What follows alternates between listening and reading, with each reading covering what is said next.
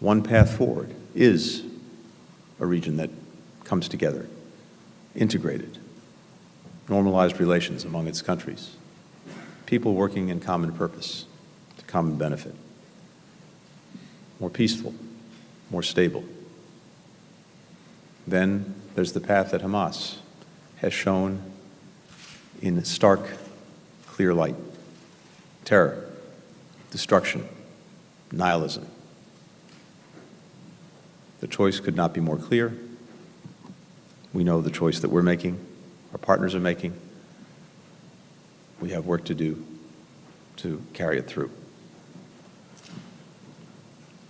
In all that I did today, I was supported by an exceptional team here in Israel. It's been doing crucial work in incredibly difficult conditions, led by a remarkable chargé d'affaires, Stephanie Hallett. Stephanie's doing an extraordinary job. We also look forward to welcoming our future ambassador, Jack Lew, to Israel. As many here know, Hamas launched its attack on Simchat Torah. This is the day that Jews celebrate finishing the reading of the Torah. This Saturday, Jews around the world will chant the first words of the book of Genesis. They'll read that in the beginning, there was darkness, and then there was light, that the first person was alone until a partner joined them. I'm standing here today alongside our Israeli friends and all those who reject terror to help find the glimmers of light, even in this moment of deep darkness, and to make clear that as long as there's the United States, Israel will never be alone. With that, happy to take some questions. First question goes to Sean Tandon with AFP. Thank you, Mr. Secretary. Good evening. Sean. Could I just ask you to begin with, Prime Minister Netanyahu has shared what are very gruesome photos. He said that he shared them with you. Yeah. I know they're very disturbing to look at, but I wanted to see, first of all, what your reaction was to those. And if I may, while understanding and acknowledging the great suffering that's been experienced by Israelis, there is a lot of concern in some quarters about the situation in Gaza as well. People looking for food in light of the cutoff. Was that discussed at all in terms of the humanitarian situation in Gaza? Was there any call for easing some of these conditions or for restraint as we expect a ground offensive? And if you allow me, just one thing that's been reported just recently. There was a report in the Washington Post that the United States and Qatar have decided to slow down or suspend the access that Iran has to the $6 billion that's been put in a special account. Could you say if this is accurate, and if it is, could you explain whether this is a slowdown or something more formal than that? Thanks very much. Great. Thanks, Sean. So we did see photographs, videos that the Israeli government shared with us. Some, I think, has actually already been seen in public media. Others were new to me, and I think new to our team. It's hard to find the right words. It's beyond what anyone would ever want to imagine, much less actually see and, God forbid, experience. A baby, an infant, riddled with bullets. Soldiers beheaded. Young people burned alive in their cars or in their hideaway rooms. I could go on, but it's simply depravity in the worst imaginable way. It almost defies comprehension.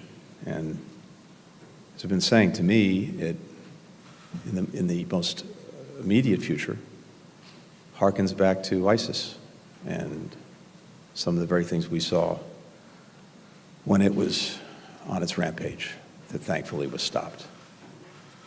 So I think for any human being to see this, it's really beyond almost anything that we can comprehend, digest.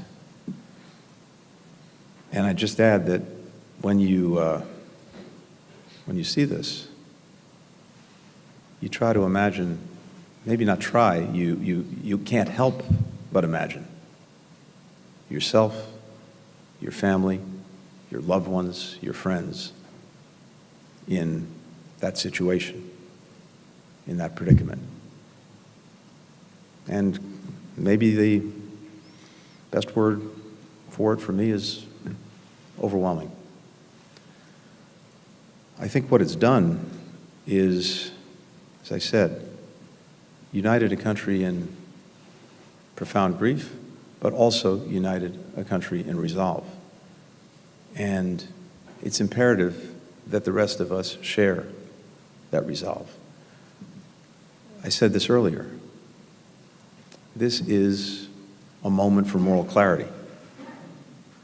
This is a moment where everyone needs to make clear that there is revulsion, disgust, and a determination not to allow this to go forward. So, images are worth 1,000 words. These images may be worth 1,000,000. On the humanitarian situation in Gaza, I think it's first important to remember a fundamental issue that makes this complicated. Hamas continues to use civilians as human shields, something that's not new, something that they've always done, intentionally putting civilians in harm's way to protect them, to try to protect themselves or protect their infrastructure or protect their weapons. So that's one of the basic facts that Israel has to deal with. And of course, civilians should not be used in any way as the targets of military operations.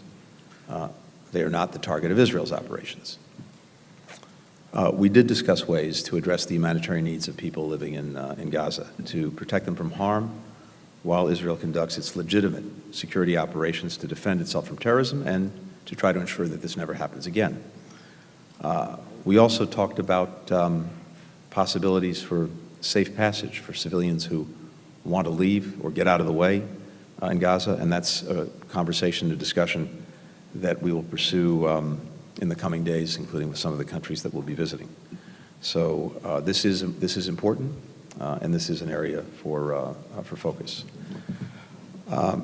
With regard to the $6 billion, first, again, it's always worth repeating the facts because, unfortunately, the facts get lost along the way. The money that Iran accrued in bank accounts, in this case in South Korea, for the sale of its oil was done pursuant to an arrangement established by the previous administration, the Trump administration.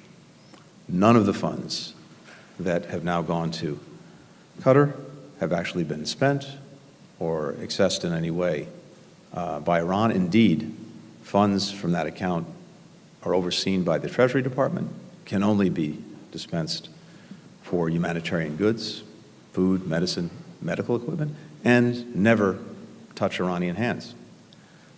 We have strict oversight of the funds, and we retain the right to freeze them.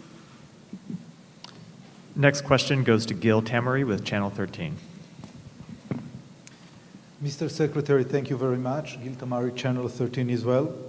The President compared rightfully Hamas' horrendous massacre to ISIS. Can you provide assurance to Israel that the Biden administration will not attempt to halt Israel's effort until the goal of eliminating Hamas from Gaza is completely achieved, regardless of how long it may take? And with your permission, second question, if Hezbollah opens a second front in the north, can we expect that, if needed, the U.S. will use its military assets in the region to fight against Hezbollah together with the IDF? Okay. Thank you. With regard to the first question, the President's been very clear. I've been very clear. We stand with Israel. We stand with Israel in its determination to defend its people, defend its country. We stand with Israel in its determination to do everything possible to ensure that what happened on Saturday never happens again. And in that determination, we are, of course, as you know, providing assistance as requested by Israel for its efforts. That will continue, and we're working closely with Congress to make sure that Israel has what it needs to do what it must. With regard to the second front, as I mentioned earlier, it's our determination and that of Israel as well that there not be a second front or a third front. And we are working as hard as we can, working with other partners in the region to try to ensure that that's the case. The President has also been very clear, President Biden. He's been very clear that no one, state or non-state actor, should try to take advantage of this moment. And he's backed up that warning with the deployment of our largest carrier group, the Gerald R. Ford, as well as, again, making sure that Israel has what it needs and that we also have appropriate assets in place. Beyond that, I'm not going to speculate on future events. For the next question, Ed Wong with the New York Times. I thank you, Secretary Blinken. Many people have likened the horrendous violence by Hamas to the attacks of 9/11 in the U.S. As you know, the U.S. earned lots of goodwill after those attacks, and there were many expressions of solidarity for the U.S. from around the world. But soon afterwards, the U.S. squandered that goodwill when it began its invasion of Iraq. And now, decades onward, in retrospect, many people think that the most lasting consequences of 9/11 were the two wars that many Americans deem were disasters in hindsight. And so I wonder what lessons might you have for Israel as a friend of Israel, looking back at the aftermath of 9/11? Second, I wonder whether your team has an assessment of what Hamas's goals were in carrying out the attacks and whether it has gotten any closer to those goals with these attacks. Right. Thanks, Ed. First, let me say this with regard to 9/11. If you look at this in proportion to the size of Israel's population, this is the equivalent of 10 9/11s. That's how big and how devastating this attack has been. And of course, each of these situations is very different. And it's important to keep that in mind. Of course, we're always trying to draw the lessons from past experience, as they may or may not be applicable to what we or our partners are doing now. And of course, we are in very close conversation with Israel about the work it's undertaking, as I said, to make sure it can defend itself, defend its citizens, and to the best of its ability, ensure that this doesn't happen again. Those are the objectives. And again, I'll leave the operational details to Israel and simply say again that as we have these discussions, we're looking at past experiences, including many past experiences more immediate to this challenge, including in Gaza and including in the region. With regard to the goals of Hamas, I think that is a question mostly on which I could speculate, but not give you any kind of clear, definitive answer. There are a number of possible explanations. We have not heard from them what their goals are. And I have to tell you that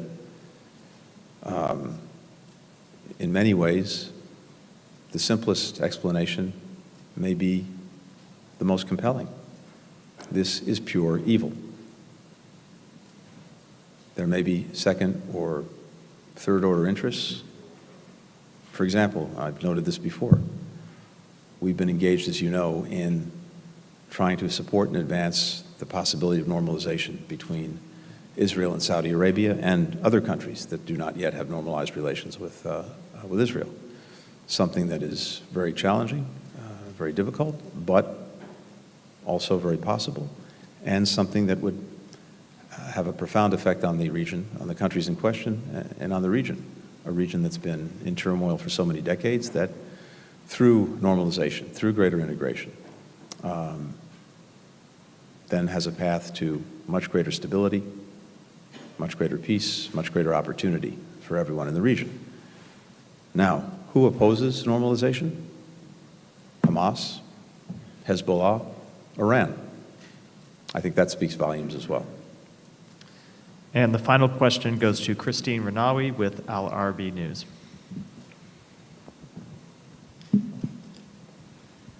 Thank you.